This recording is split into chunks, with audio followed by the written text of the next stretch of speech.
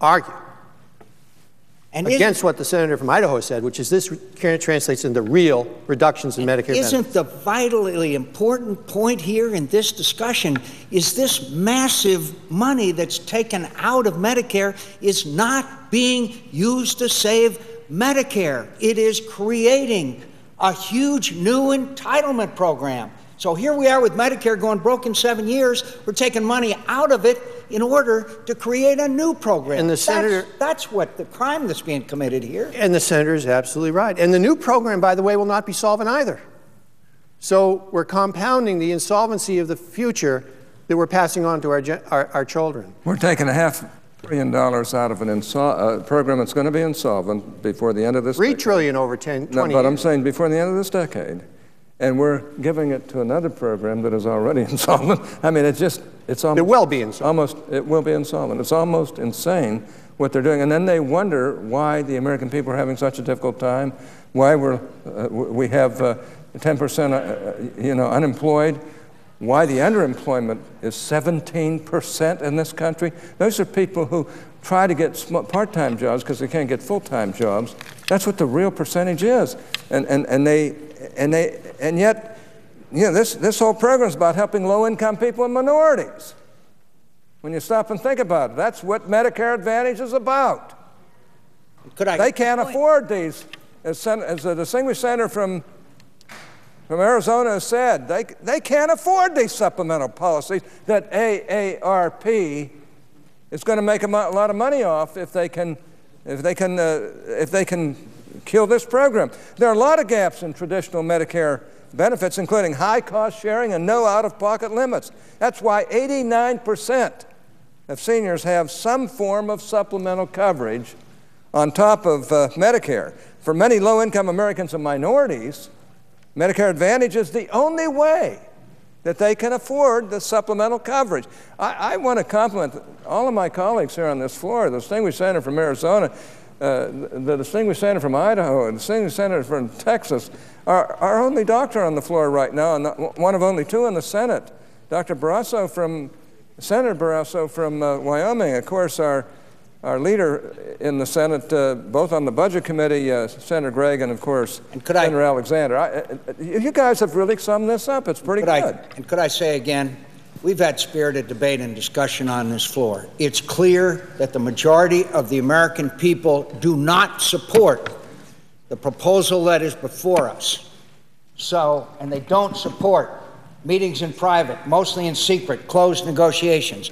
Again, I renew our offer to the Democrats and to let's get together in a room with the C-SPAN cameras and any other outlet, and let's sit down and do some serious negotiations on the areas we can agree on, which there are many, and let's save Medicare, let's fix this system, and let's do it together in the way the American people want us to do in a bipartisan fashion, not behind closed doors, but so that the American people can see us work together for a change. And I thank all of my colleagues for their many contributions. We're ready to talk. We're ready to talk, but we won't be driven.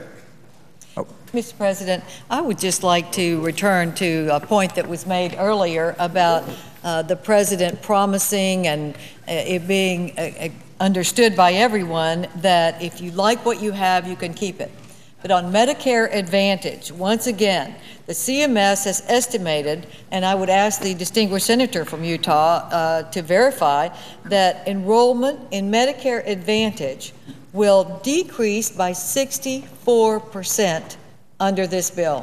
And a lot of seniors are going to be very badly hurt by this, no question. And poor people. 8.5 million seniors. And a lot of them are minorities as well, by the way. I mean, this is amazing to me, how we go through all kinds of demagoguing about low-income people and minorities, and yet they're going to take one of the most important benefits away from them, and that benefit is mentioned for 2010, and they act like it's not part of Medicare.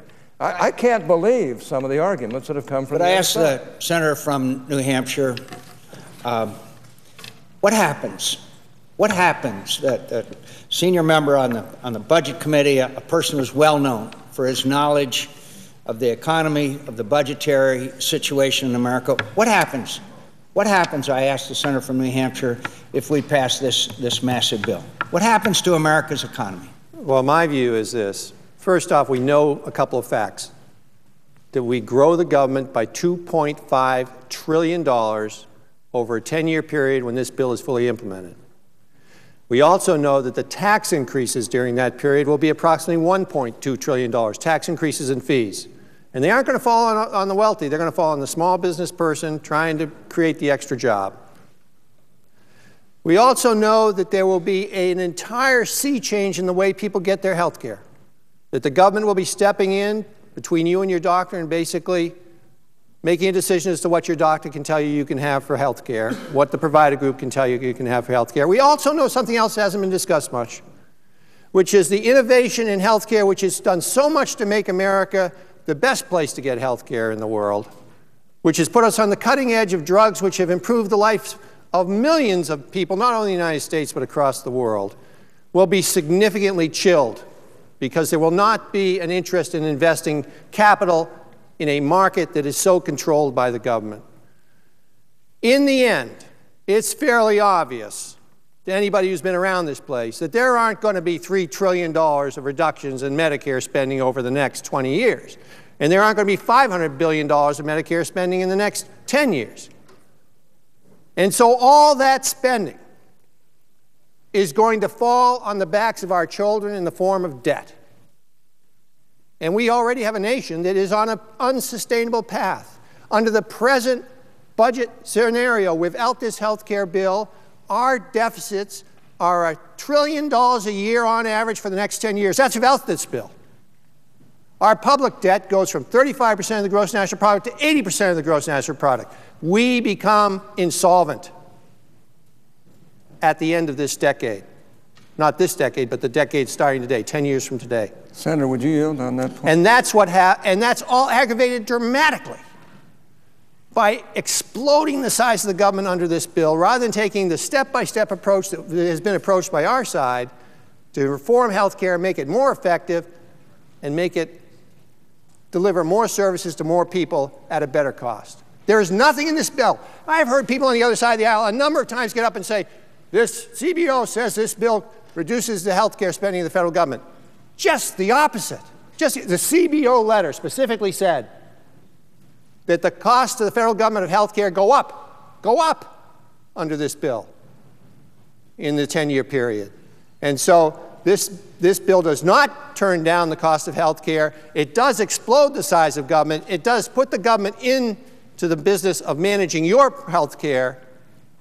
And as a result, I think it's going to reduce the quality of life of our children. Would the Senator yield on that point? I don't have the floor, but... Senator from... Go ahead. Okay.